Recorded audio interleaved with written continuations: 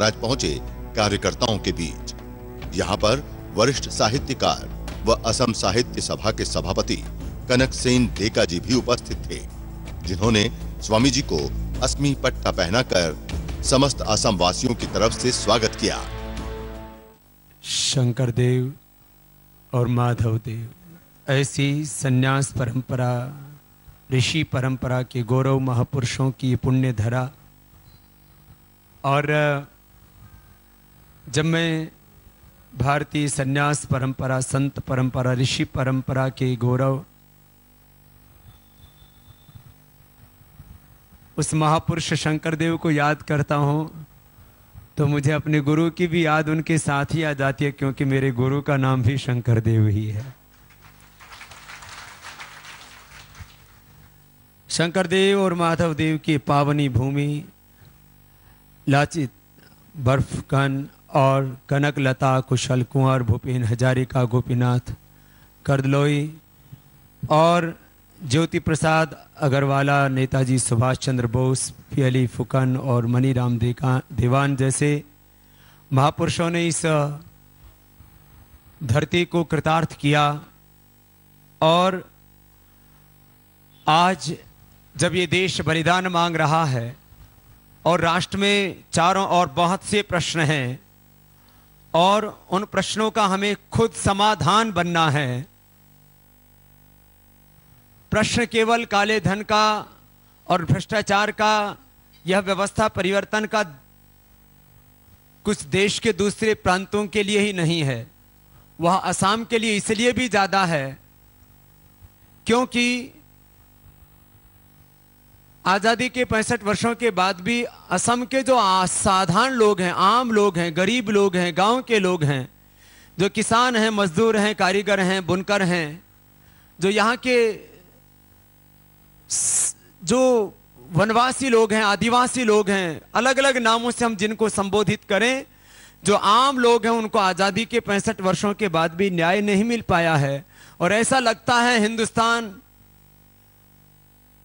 कुछ चंद लोगों की मुट्ठियों में कैद होकर के रह गया। देश के जल, जंगल, जमीन, भू संपदा और अर्थव्यवस्था पर मात्र 1% से भी कम लोग, उनका आधिपत्य स्थापित हो गया है।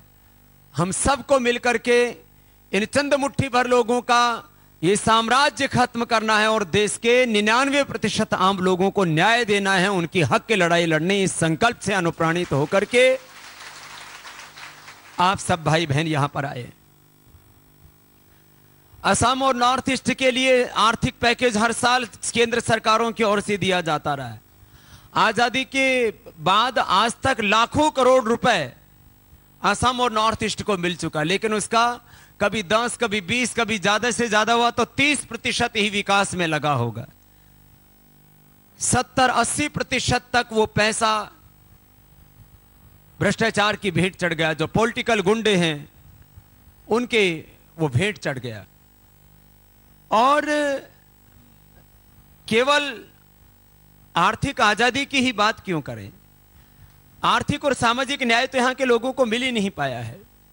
हम भारत माता की जय बोलते हैं, वंदे मातरम का उद्घोष करते हैं, लेकिन असम के लोगों के साथ तो एक यहां क्या क्या नहीं हुआ। माने असम के लोगों की देशभक्ति का जज्बा ये देखिए कि यहां तेजपुर तक चीन घुस आता है। असम के लोग कहते हैं हमको चीन का शासन कतई मंजूर नहीं है, हम हिंदुस्तानी थे, हिंदुस्तानी हैं और हिंदुस्तानी रहेंगे। और भारत के बेशर्म यहां पर आए उस समय और कहा तेजपुर वालों हम आपको बचा नहीं सके, हमें माफ कर देना। मुझे तो आश्चर्य होता है उस पार्टी को यहां के लोग वोट कैसे दे देते हैं।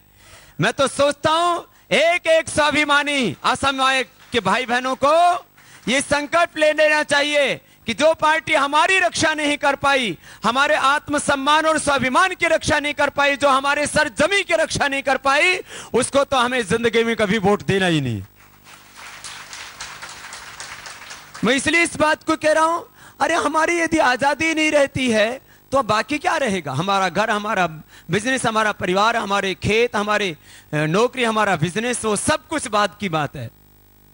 ये बहुत बड़ा प्रश्न है।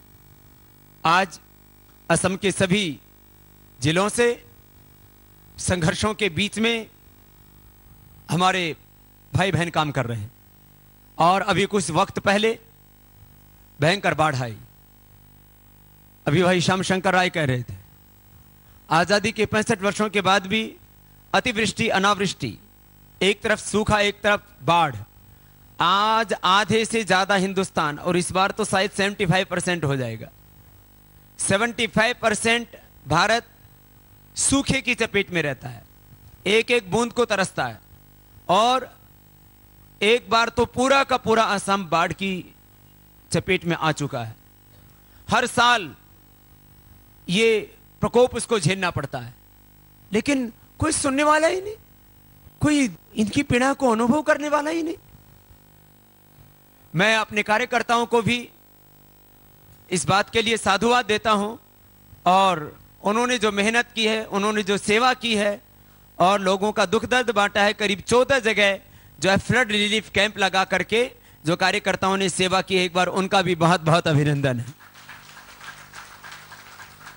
और असम के हमारे उन भाई बहनों को जो प्रतिकूल अवस्थाओं में, संघर्षों के बीच, प्रतिकूलताओं और अभावों के बीच में रह करके भी अपने दिल में भारत की एकता, अखंडता और संप्रभुता का संकल्प लेकर के निरंतर संघर्ष कर रहे हैं, उन सबको हमारा प्रणाम है। भगवान उनको और हौसला दे, हिम्मत दे। और हम तो चाहते हैं कि बहुत जल्दी ही भारत बाढ़ से और सूखे से मुक्त हो जाए। जल प्रबंधन की एक ऐसी राष्ट्रीय नीति बने हमारी, चाहे वो रिवर लिंकिंग का प्रश्न है, चाहे रेन वाटर हार्वेस्टिंग का प्रश्न है, चाहे वाटर मैनेजमेंट से जुड़े हुए तमाम सवाल, उन सब का हमें हल ढूंढना पड़ेगा। हमारे आज इस आज की ऐतिहासिक और गरिमामय सभा में हमारे असम साहित्य सभा, जिसने असम के सम्मान, स्वाभिमान और यहाँ के लोगों से जुड़े हुए जितने भी सवाल हैं उनको मजबूती से उठाया और लोगों की पीड़ा को एक मुखर स्वर दिया, ऐसे असम साहित्य सभा के सभापति श्री कनक सेन ढेका जी का एक बार पुनः पूरे पतंजलि योगपीठ परिवार की ओर से बहुत बहुत अभिनंदन है। वो वयोवृद्ध हैं, ज्ञान वृद्ध हैं और अपने इस संगठन के लिए हमारी बहुत बड़ी ताकत है और वो हमारे राष्ट्र के एक बहुत बड़े ऊंचे स्वाभिमान है। भाई श्याम शंकर राय जी के साथ यहाँ सभी भाई बहन जो मिलकर के बहुत श्रद्धापूर्वक सेवा देते हैं। भाई शक्ति रंजन जी का, अब ये तो जन्म जन्मांतरों का प्रवाह है शरीर में, कई बार कष्ट आने के बावजूद भी भाई शक्ति रंजन जी बहुत अच्छी सेवा दे रहे हैं, एक बार उनका भी बहुत बहुत अभिनंदन है प्रतिकूल अवस्थाओं के बीच में। और हमारे मुख्य केंद्रीय प्रभारी भाई राकेश जी, जो हमारे एक बहुत आदर्श कार्यकर्ता भी हैं, एक आदर्श संगठन करता भी हैं और एक बहुत जो है सदैव वक्ता भी हैं। भाई राकेश जी का एक बार सबकी ओर से बहुत बहुत अभिनंदन है। एक बार जोरदार करतल ध्वनि से भाई राकेश जी का असम आगमन पर खूब खूब अभिनंदन है। और भाई असम में जैसे भाई राकेश जी पहले भी कई बार आ चुके हैं, यहाँ असम प्रांत में पूरे देश भर में जिस तरह से महिलाओं की, माँ बहन बेटियों की भागीदारी है, करीब करीब 30 से 50% बहन बेटियों की भागीदारी है। आज तो ये सभागार छोटा होने की वजह से सब बहनों को हम आमंत्रित नहीं कर सके। लगता है पूरे कोलकाता में, असम में, नॉर्थ ईस्ट में करीब 50% भागीदारी संगठन में बहनों की है। एक बार सब बहनों का भी बहुत बहुत अभिनंदन है।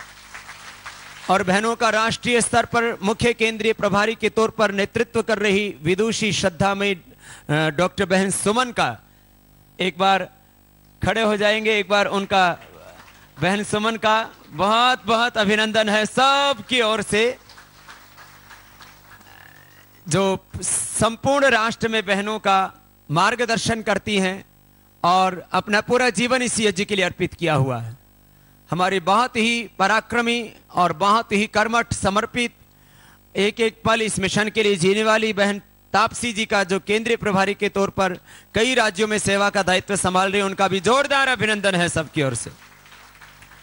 भाई प्रमोद चौधरी जी, भाई विद्याधर कुंभकार जी, भाई विकास गोस्वामी जी, और इस पूरे अनुष्ठान में लगे हमारे कुछ और कार्यकर्ता जिनको बड़ी जिम्मेदारी दी गई है, ऐसे भाई डॉक्टर पीके देव जी, श्री मनोज जी, श्री अमर राय जी, श्री प्रदीप जी और श्री बहादुर राम जो है रामश्यारी जी, श्री हमारे सेवाव्रती भाई प्रवीर गौरंग और हरमेश जी। एक बार सबका सबके ओर से बहुत बहुत अभिनंदन है। बहनों के बीच जिनको अब हमने दायित्व दिया, क्योंकि एक बेटा उन्होंने अपना ऋषिराज वो तो हमारी सेवा में दे ही दिया। बहुत अच्छा बेटा है, सेवाव्रती के तौर पर अपना पूरा जीवन उसने राष्ट्रीय यज्ञ में अर्पित किया हुआ है और उसको अभी सेवा में पश्चिम बंगाल में लगाया हुआ है। वो उनकी माता श्री भी हैं और इस समाज सेवा में पिछले करीब 30-40 सालों से ही वो उनका जन्म से उनके अंदर प्रवृत्ति है कि मुझे तो सेवा के लिए जीना है, मानवता के लिए जीना है, देश के लिए जीना है। ऐसा ऊंचा जिनका भाव है, ऐसी हमारी बहुत ही श्रद्धामयी माता जोनाकी बोरो जी का एक बार सबकी ओर से बहुत बहुत अभिनंदन है। सब भाइयों की ओर से भी अभिनंदन है, खाली बहनों की ओर से ही नहीं भाई। और बहन सेव जी बरुआ जी, वो भी बहुत अच्छा सेवा देती है, उस बहन को भी बहुत बहुत आशीर्वाद है। आज महिला प्रभारी के तौर पर बहन जोनाकी जी बोरो और सह राज्य प्रभारी के तौर पर बहन सेव जी और बहन जानकी और बहन ज्योत्सना और तमाम बहनों को भी एक बार सबकी ओर से बहुत बहुत अभिनंदन है।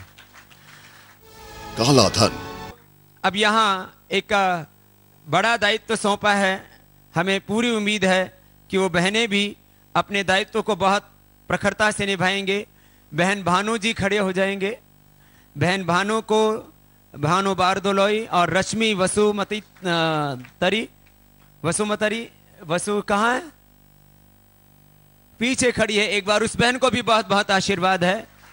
इंदिरा कुंभकर बहन, इंदिरा जी, बहन इंदिरा को भी बहुत बहुत आशीर्वाद है शोणितपुर से। और जयंती राय, बहन जयंती राय को भी बहुत बहुत आशीर्वाद है जोरदार करतल ध्वनि से। और बहन ललिता ब्रह्मा, उसको भी बहन को बहुत बहुत आशीर्वाद है। इन बहनों को कुछ खास दायित्व दिए गए। देखो, आज असम प्रांत के और कल फिर पूरे नॉर्थ ईस्ट के सभी बाकी के 7 स्टेट्स के भाई बहनों को बुलाया गया और मकसद है, आज हमारा देश एक बहुत बड़े संकट के दौर से गुजर रहा है।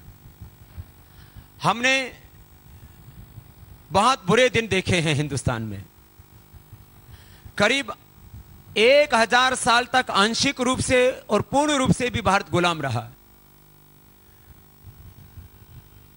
कभी कभी 100, 200, 500 किलोमीटर पर तो कभी कभी 33 लाख वर्ग किलोमीटर के पूरे भारत के ऊपर ही विदेशी लोगों का भी शासन आ गया। कभी कभी पूरे भारत को हमने गुलाम होते देखा। और 11वीं 12वीं शताब्दी से दुश्मनों के साथ हमने लड़ाइयां लड़ी। 1000 साल की करीब लड़ाई लड़ने के बाद भी हमने वो नहीं खोया जो हमने आजादी के इन 65 वर्षों में खो दिया। जिन भ्रष्ट, बेईमान और गद्दार लोगों ने भारत माता का अपमान किया, तिरस्कार किया और नोच नोच के खाया है, अब वो बर्दाश्त से बाहर हो चुका है। और आज यदि हमने हिंदुस्तान को नहीं बचाया तो फिर कल को कुछ नहीं बचेगा। इसलिए आज वक्त आ गया है कि अब जो तख्तों पर लोग बैठे हैं, सिंहासनों पर लोग बैठे हैं, उनको अब हमें सबक सिखाना पड़ेगा। और 1% से भी कम इनका मुट्ठी भर लोगों ने देश की सारी संपत्ति के ऊपर एकाधिकार स्थापित कर लिया है। जल, जंगल, जमीन, भू संपदा, संपूर्ण अर्थव्यवस्था पर 1% से भी कम लोगों का आधिपत्य स्थापित हो गया है। ये अधिनायकवादी व्यवस्था, ये साम्राज्यवादी व्यवस्था, ये ग्लोबलाइजेशन के इस षड्यंत्र और कुचक्र में जहां पूरा देश तबाह हो रहा है, आप सोच करके हैरत में पड़ जाएंगे। एक तरफ भारत के करीब 125 करोड़ लोग, कहने को 121 करोड़ कहा जाता है, वो एक दूसरा प्रश्न है कि भारत की आबादी अमेरिका से और चीन से करीब 4 गुना ज्यादा तेजी से आगे बढ़ रही है। कितने गुना? 4 गुना। पिछले कुछ साल पहले जो पूरे भारत की जनगणना का लेखा जोखा रखते हैं, उनके आंकड़े कहते थे कि 2,38,39,945 नए बच्चे हिंदुस्तान में पैदा हो जाते हैं। अब 2,38,00,000 करीब 2.5 करोड़ बच्चे हर साल पैदा होते हों जिस मुल्क में जमीन बढ़ा नहीं सकते, संसाधन बढ़ा नहीं सकते, स्कूल कॉलेज तो जितने हैं उनके लिए भी पूरे नहीं पड़ते हैं, सड़कें जितने लोग हैं उनके चलने के लिए पूरी नहीं पड़ती हैं, रेलवे जितने लोग हैं उनके लिए पूरी नहीं पड़ती है, जितने लोग पैदा हो चुके हैं उनके लिए अन्न का संकट बना रहता है, और फिर 2,38,39,945 नए बच्चे पैदा हो जाएं, हिंदुस्तान की हालत क्या हो। मैं बात ये कह रहा था, एक तरफ करीब 125 करोड़ लोग और एक तरफ करीब 1 लाख लोग। 1 लाख लोगों की पीछे सरकारी और गैर सरकारी संस्थाओं ने इकोनॉमिक सर्वे करवाए, और उन इकोनॉमिक सर्वे में सब में एक बात आई कि करीब 81,000 लोगों की इकोनॉमिक वेल्थ इतनी है जितनी कि 121 करोड़ लोगों की नहीं। कितने हजार लोगों की? 81,000, माने 1 लाख भी पूरे नहीं है। करीब 81,000 लोगों के पास में इकोनॉमिक वेल्थ इतनी है जितनी कि 99% लोगों के 99.99% लोगों के पास भी नहीं है। 0.01% लोगों के पास में ये इतनी संपत्ति आ गई, और इसी से ये सारा असंतुलन पैदा हुआ। एक के पास लाखों करोड़ों अरबों धन दौलत की कमी नहीं है, उसका न्यायपूर्ण वितरण नहीं हुआ है, इसलिए लोगों को जस्टिस नहीं मिला है, डिस्ट्रीब्यूशन ठीक नहीं है उसका। मैं रोज देखता हूं, एक तरफ बदन से आधे नंगे लोग, पैरों में जूते चप्पल ठीक से नहीं है, 2 वक्त की रोटी के लिए संघर्ष करते रहते हैं। उनके लिए उच्च शिक्षा सपना है, स्कूल कॉलेज यूनिवर्सिटियां उनके लिए नहीं बनी है भाई।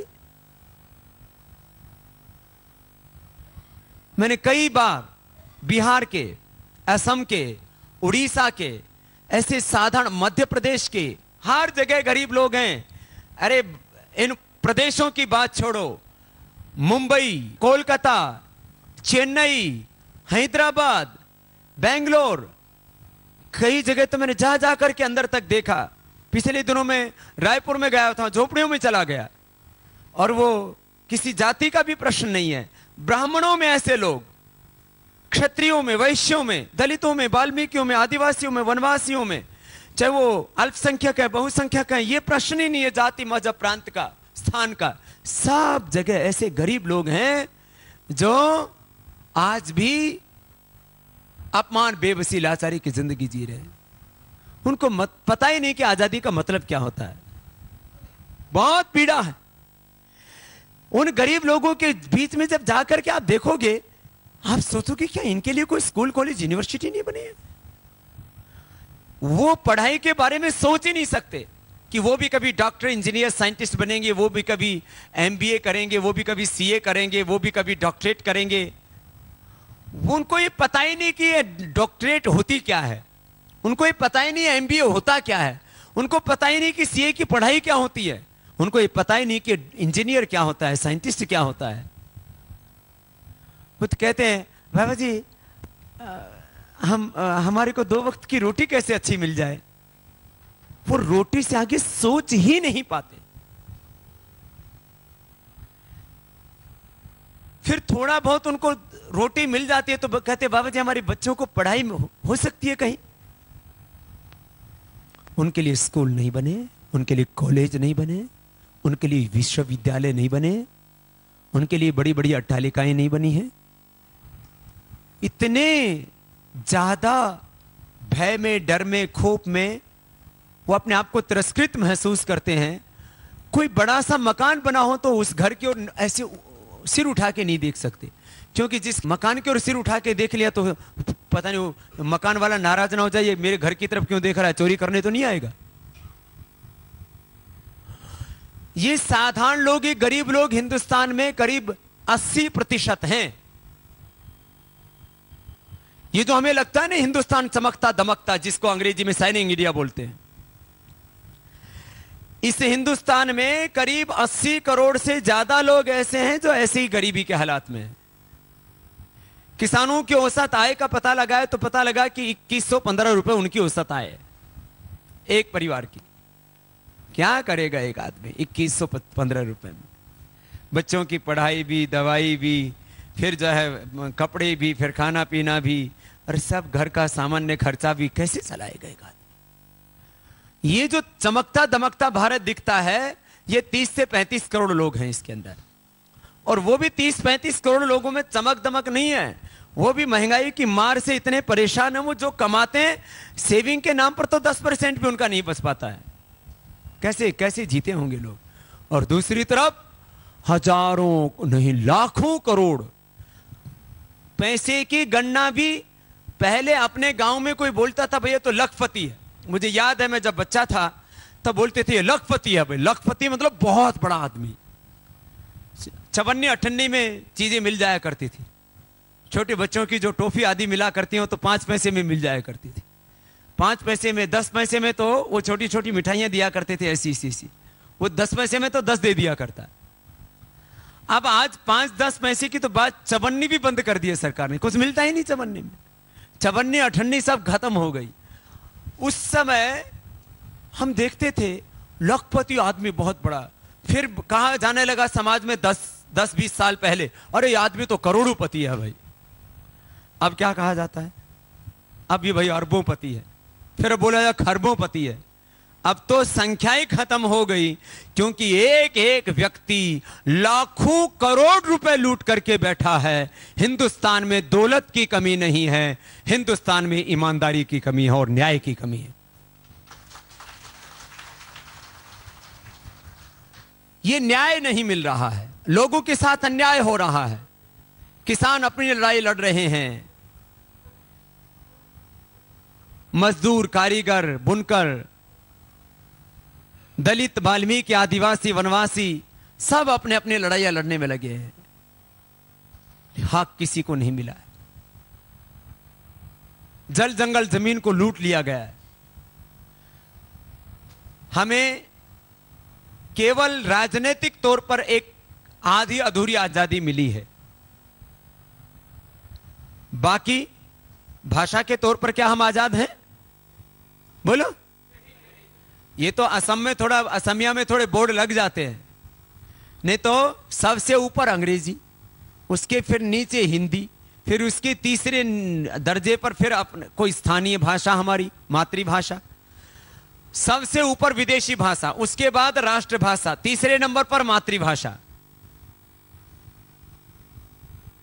पूरी दुनिया में ऐसा कहीं नहीं होता। हम ऐसा भारत बनाना चाहते हैं जहां सबसे ऊपर हमारी राष्ट्रभाषा और मातृभाषा हो। सब दुनिया के देशों में ऐसा ही है।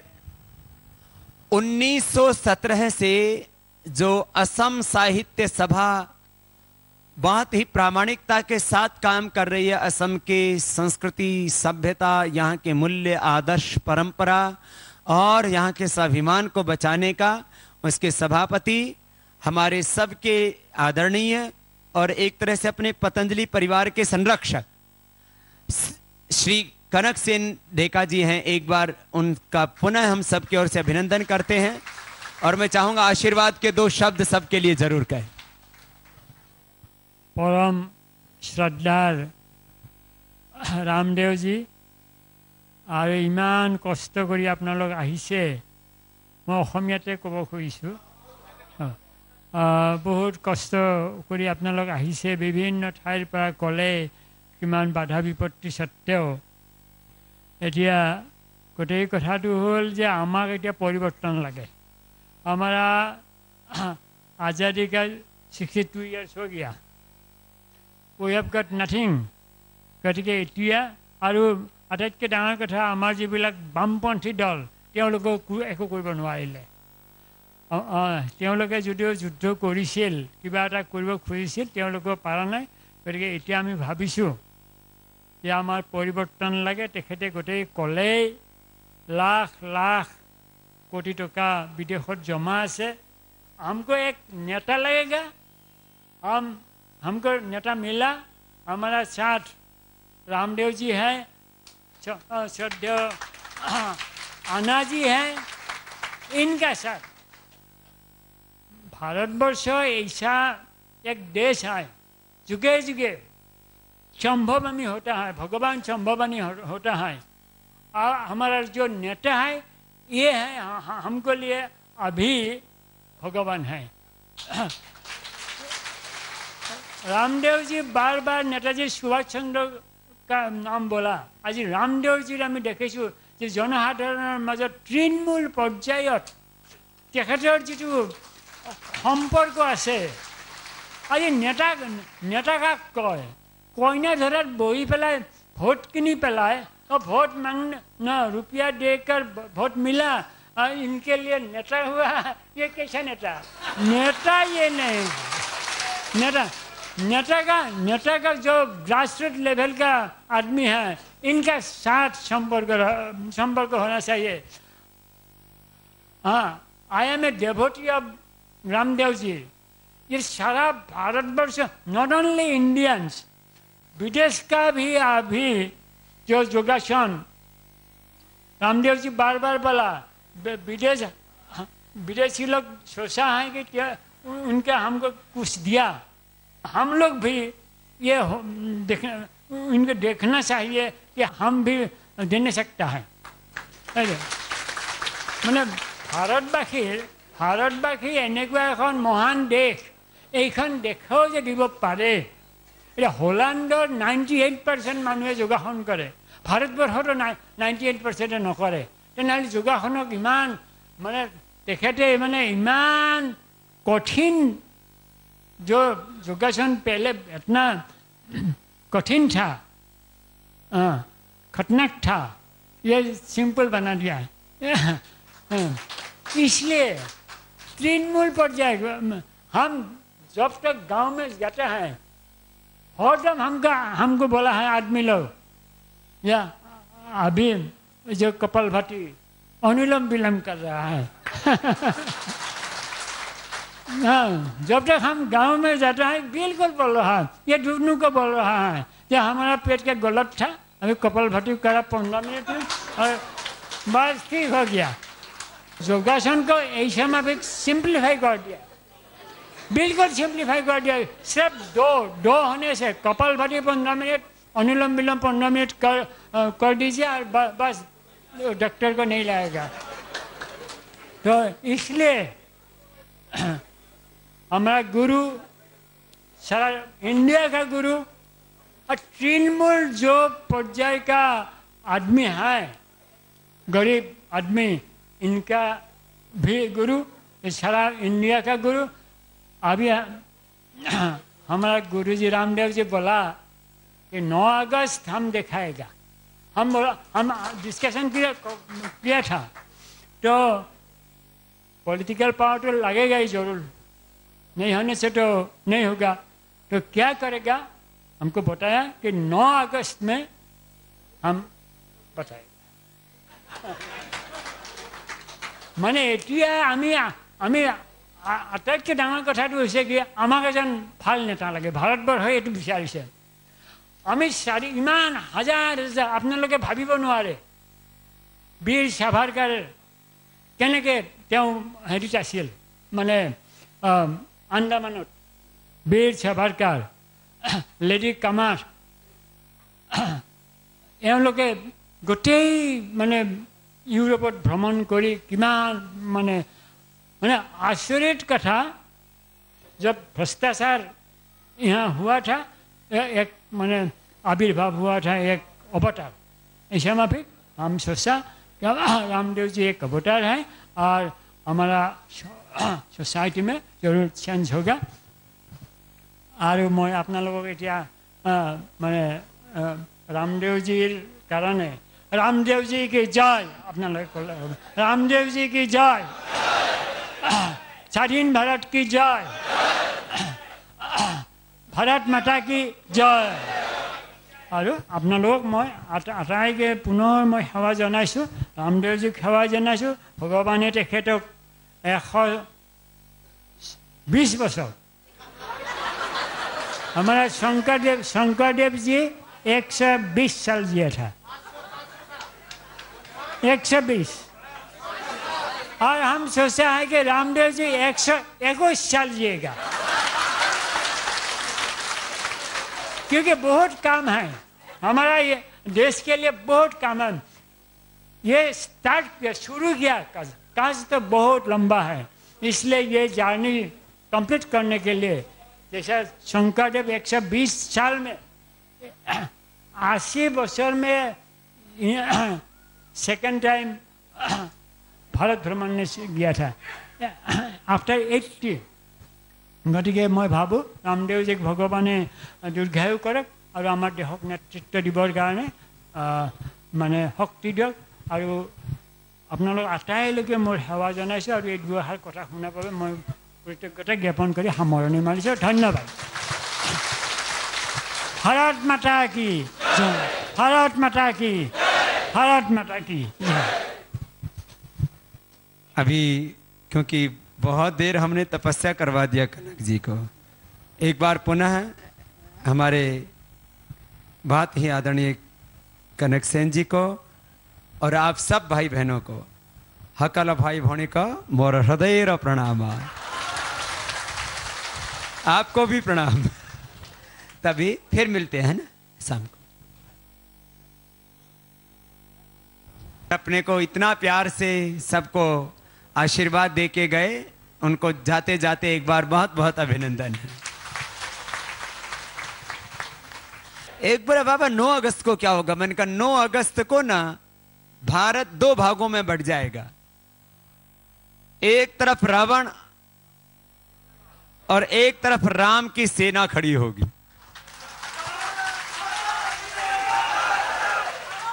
तो ये राम रावण का युद्ध होगा। 9 अगस्त को देवासुर संग्राम होगा। एक तरफ भगवान कृष्ण के वंशज खड़े होंगे, सत्य के पुजारी खड़े होंगे, न्याय के साथ जीने वाले और न्याय के लिए, देश धर्म संस्कृति के लिए, परित्राणाय साधूनां विनाशाय च धर्म संस्थापनार्थाय संभवामि यदा यदा ही धर्मस्य ग्लानिर्भवति भारत अभ्युत्थानम धर्मस्य तदात्मानं सृजाम्यहम्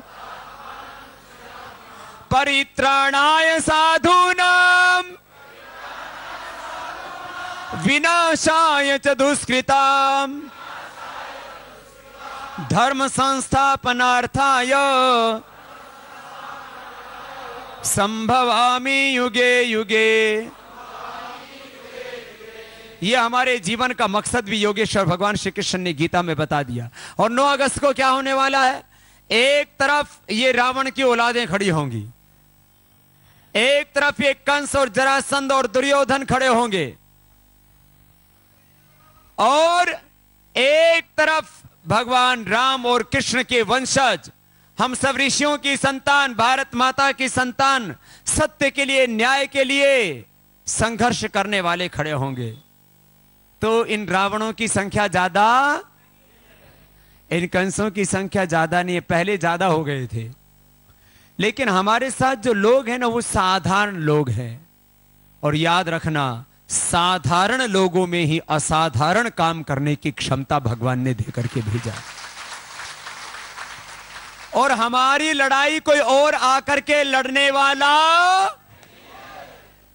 जैसे हमारे नेताजी सुभाष चंद्र बोस ने कहा, भगत सिंह ने कहा, महर्षि दयानंद ने कहा, महात्मा गांधी ने कहा कि भारतवासियों, तुम्हारी आजादी की लड़ाई ये अंग्रेज लड़ने वाले, आज भी हमारी ये न्याय की लड़ाई, ये हक की लड़ाई, ये किसानों की लड़ाई, ये भाषा की लड़ाई, ये संस्कृति और सभ्यता की लड़ाई, ये सामाजिक आध्यात्मिक आर्थिक लड़ाई, ये देश की प्रतिष्ठा की जंग, ये धर्म संस्कृति की रक्षा का ये अभियान, ये अनुष्ठान, ये कोई हमारे लिए और लड़ने वाला कोई विदेशी कंपनियां हमारे लिए संघर्ष करने वाली, ये कुछ भ्रष्ट बेईमान और गद्दार, कुछ जो देश को नोच नोच करके खा गए, देश की प्रतिष्ठा पूरी दुनिया में जिन्होंने घटा दी, ऐसे कुछ भ्रष्ट नेता भी हमारी लड़ाई लड़ने वाले, जो पार्टियां इस देश की लूट के लिए गुनहगार हैं, जो 400 लाख करोड़ रुपए जिन लोगों ने लूट लिया और 20,000 लाख करोड़ रुपए की भू संपदाएं जो हर दिन लूटने में लगे हैं, जिन्होंने आज भी करीब 1,000 लाख करोड़ रुपए की ये काले धन की अर्थव्यवस्था चोरी करके देश के साथ धोखा और गद्दारी करके जमा कर लिए, ये ऐसे लुटेरे भी हमारी हक की लड़ाई लड़ने वाले, हमारे हक की लड़ाई। कोई ये साम्राज्यवादी ताकतें ग्लोबलाइजेशन के नाम पर पूरी दुनिया में जल जंगल जमीन और भू संपदाओं की लूट करने वाले और संपूर्ण अर्थव्यवस्था पर अपना एकाधिकार स्थापित करने वाले, ये कुछ पूंजीवादी ताकतें मेगा कैपिटलिस्ट भी हमारी लड़ाई लड़ने वाले। तो हमारी लड़ाई किसको लड़नी है? हमें। माना कि हम किसान हैं, माना कि हम गांव वाले हैं, माना कि हम किसी छोटी जाति में, पिछड़ी जाति में पैदा हुए हैं, माना कि हम ब्राह्मण क्षेत्रीय वैश्य किसी भी कुल में पैदा हुए हैं, दलित हैं, वाल्मीकि आदिवासी वनवासी हैं, मैं भी एक छोटे से माँ बाप के यहाँ, अनपढ़ माँ बाप के यहाँ, एक छोटे से गांव में जहां आज भी अंधेरा है वहीं पैदा हुआ हूं। और जब मैं उस छोटे से अंधेरे भरे गांव में गलियों में पैदा होकर के लड़ा हूं, आगे बढ़ा हूं, आप तक पहुंचा हूं। आप भी हौसला रखो, हिम्मत रखो और बस थोड़ा सा पुरुषार्थ करो, संगठन का विस्तार करो, लोगों को जा जा करके बताओ कैसे कैसे लुटा हमारा देश। और ये 400 लाख करोड़ रुपए वापस आ जाएगा तो एक गांव को 16 लाख करोड़ रुपए, के जिले को 50,000 करोड़ रुपए वापस मिलेंगे तो हिंदुस्तान में एक भी व्यक्ति गरीब नहीं होगा, पूरा हिंदुस्तान सुख समृद्ध ऐश्वर्य से भर जाएगा, दोबारा से सोने की चिड़िया बन जाएगा, विश्व का नेतृत्व करने वाला ये देश बन जाएगा। लोगों को जा जा करके बताओ कि कैसे कैसे इन लोगों ने लूटा है, आज भी कैसे कैसे लूट रहे हैं और इनसे कैसे देश को बचाना है। लोग एक ही प्रश्न करते हैं जब गांव में जाओगे कि वोट किसे दे, एक छोटा चोर, एक बड़ा चोर, एक सांपनाथ दूसरा नागनाथ, एक चोर तो दूसरा चोरों का सरगना, किसको वोट दें? तो बस अब भारतीय राजनीति का ध्रुवीकरण 3 मुद्दों पर होगा। मुझसे रोज लोग पूछते हैं बाबा जी वोट किसको देना? अब मैंने कहा अब वोट उसी को मिलेगा जो काला धन लाएगा, भ्रष्टाचार मिटाएगा, देश को बचाएगा, इस भ्रष्ट व्यवस्था को बदलेगा, इस साम्राज्यवादी व्यवस्था के स्थान पर जो न्यायपूर्ण मानवतावादी व्यवस्था की स्थापना करेगा, जल जंगल जमीन भू संपदाओं को बचाएगा।